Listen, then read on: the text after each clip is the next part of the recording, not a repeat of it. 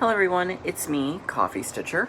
It is Sunday, of course. It is still October. It is the Sunday before Indigenous Peoples Day here in the United States, so to those of us in the US who get a day off, woot! How is everybody? It's really good to hear.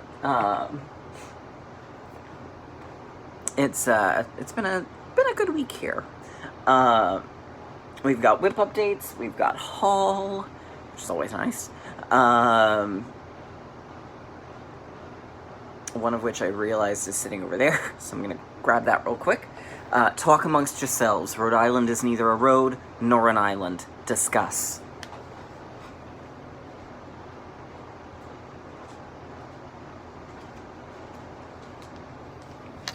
Okay, I'm back. Alright, so, I don't know how much we've got in the way of Q&A, but we'll dive into the Q&A. And here we go. Also, for those, and I don't know how well it's going to show up on film, I can sort of see it. L'Oreal makes this new, hair makeup that washes out in one use, and I used the pink on Friday at work. I've got the purple in right now. It's really fun. I like it a lot. I feel a little bit like Mrs. Slocum. Which points to whoever actually gets that joke. Alright, Kathy Walker asks, where do you purchase beading thread? Mine actually came in a whole bunch of different, Stitchy box. If you sign up for one of their countdown boxes, you usually get at least one spool. You usually get a spool. So I have a whole bunch from old Stitchy boxes. But it's called, I think it's called Nymo. I'm pretty sure you can get it through 123 Stitch.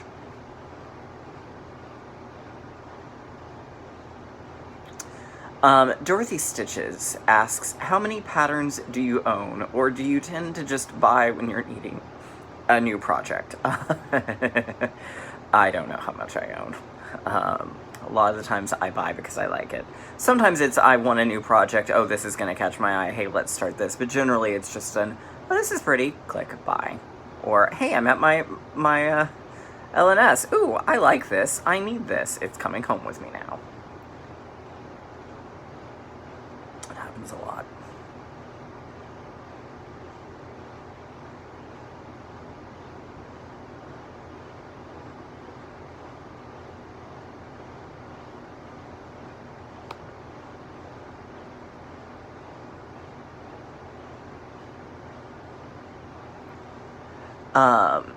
Pollywag, who I hope is feeling better, asks, how do you stitch?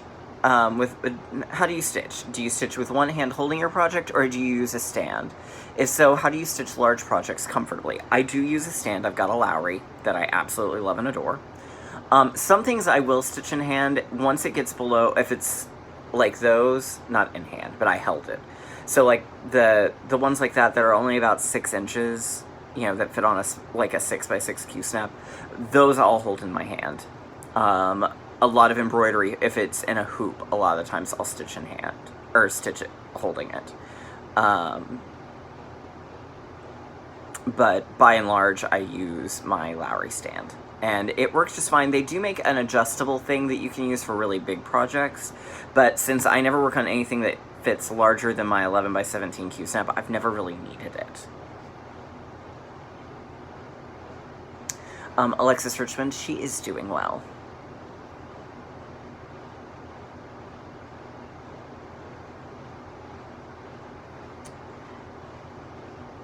And I think that was it for the Q&A this week.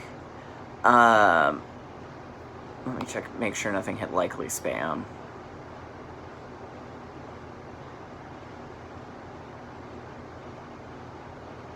Nope. Okay. So that looks like that's everything.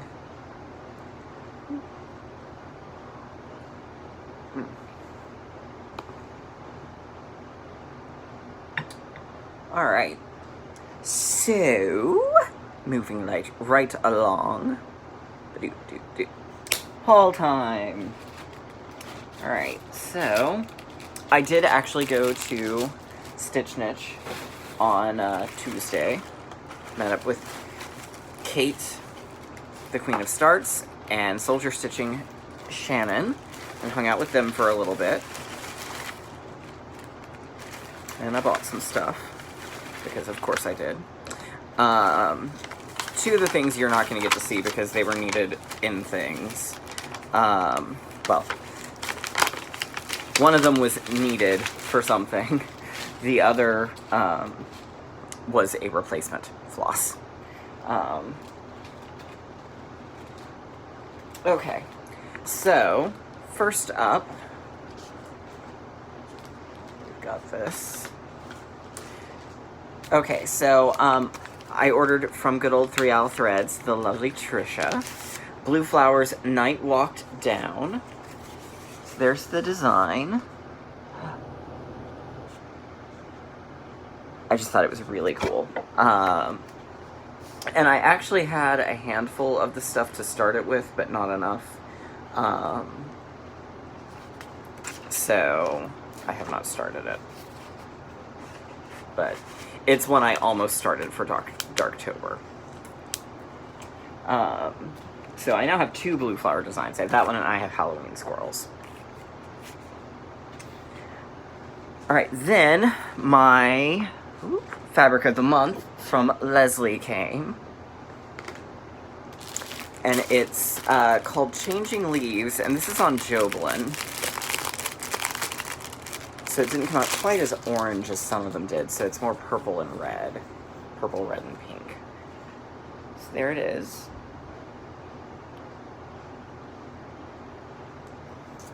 So it's beautiful. I have no idea what I will stitch on it, but it's pretty.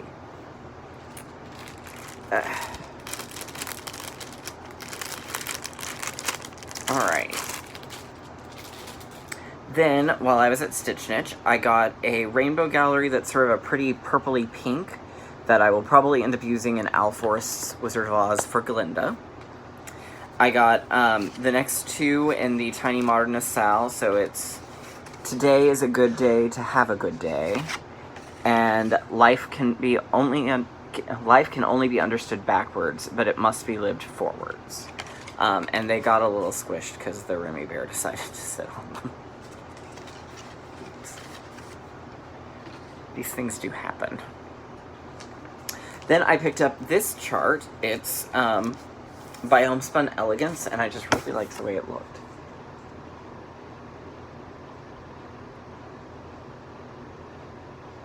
So, and it's interesting, it's actually a reprint of a design from 1989, and the fabric that it was designed on no longer exists. So it literally says, sand Dublin linen was used to stitch the model. This is no longer available. Any linen type fabric count will work for this sampler.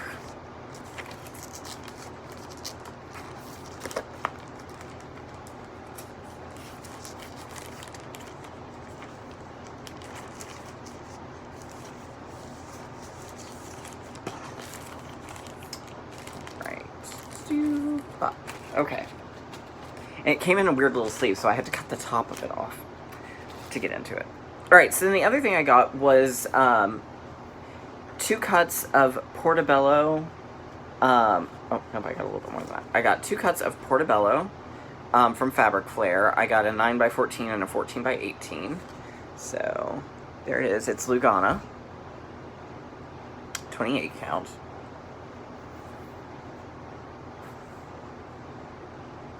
So just a nice neutral. I think this is the, like, and it's called Portobello. I'm guessing this must be that mushroom Lugana that people used to talk about all the time, but I could be wrong.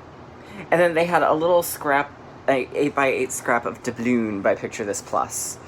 And since I am really trying to be better about stitching on smalls, I thought, well, that will encourage that. Maybe. We'll see. Alright, so moving right along into the homework for last week and other things. I did not end up working on my Mirabilia on Monday, or excuse me, on Sunday, because of Owl Forest. So, worked on my Emerald City.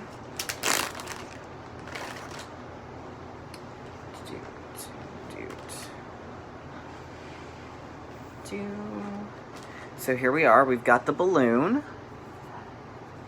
I used the Call for DMC. I did not stitch. There were little spike things that it was hanging on to. I didn't stitch those, and I did alter the basket a little. I also used pearl to be the ropes, and then I did a little dangling rope for it. So here it is overall. Not next weekend, but the one after that, the last part comes out. And I will be very sad. But then we get to bead it. So, which means I really need to get on the ball by getting beads.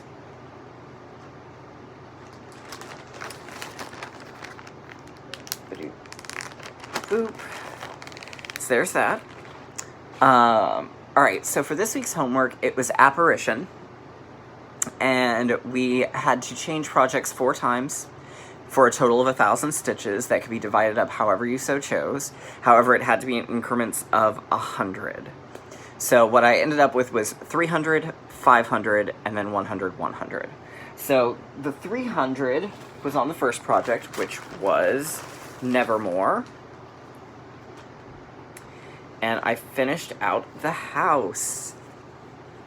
So I used candy corn from Classic Colorworks and timber for the...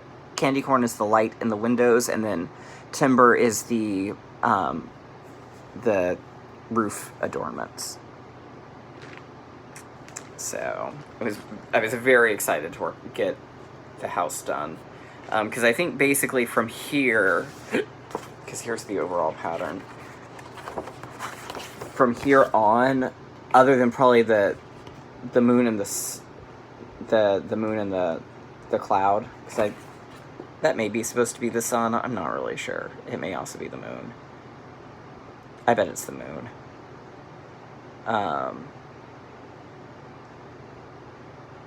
But basically from here on, it'll all be fairly, I think, quick. So...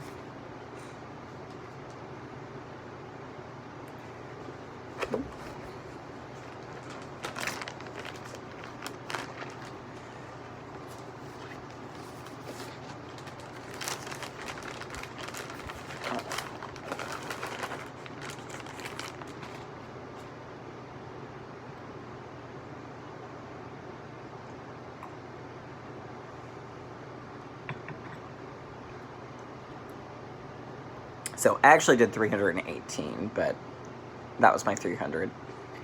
Then I worked on Jenny Bean because I got the black licorice that I needed to be able to work on it. And I did the outline of the house, and I did 508 stitches. So there we go. So there's the house outline. So the next time I work on this, I'll finish the black of the house, and then I'll start filling in.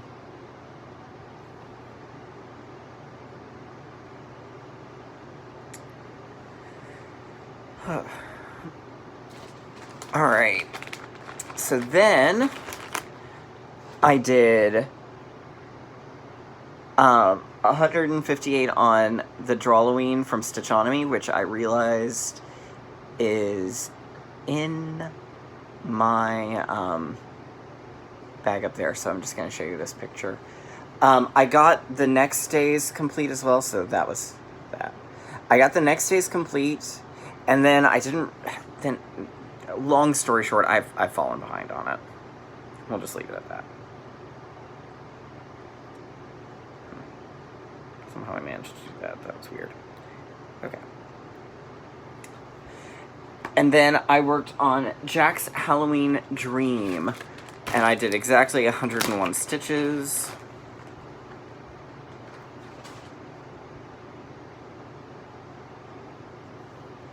Which finished out the H and the O. Which was very exciting. So, then, let's see. I'll show you my new start, and then I'll show you the other thing I worked on this week. So, I started on G's Halloween Present. It's a design by and he's already seen it, so he knows. It's by Dusky Stitches. It's Pennywise and Georgie, so there's the pattern. And I saw someone stitch this up, I think in Mania, but I could be wrong. But I saw that they'd stitched it up and it looked really cool, and since he really likes Stephen King and It. So here's my start. That's Georgie's raincoat. It's actually going pretty quickly. Like, I did all of that in the space of about 20-30 minutes before I just got too tired to stitch last night. So I'll be working on that some. So for this week, the other thing I worked on and had a milestone on, which if you follow me on Instagram you saw, was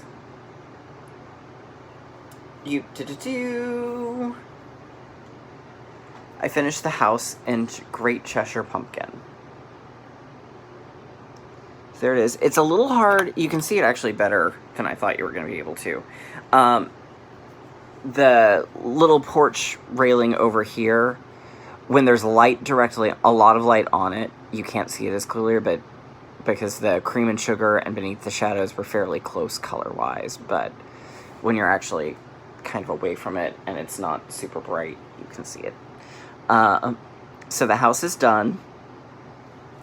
So I've got the tree to finish, and then a fence row, and some corn, and another couple of cats and pumpkins. So not a lot left. So what I'm going to do this week, because we're working on the pensieve, which in the Harry Potter books, there's this device called a pensieve that you can put your memories into and rewatch them, sort of like a TV. So the first one is, we saw Tom's uncle use the Revulsion Jinx, and it emits purple sparks from the wand. So I'm going to be working on Jack's Halloween Dream for that one, because it's the only project I have in Darktober that has purple in it, if you can believe that. So we're going to do that for that one specifically for that.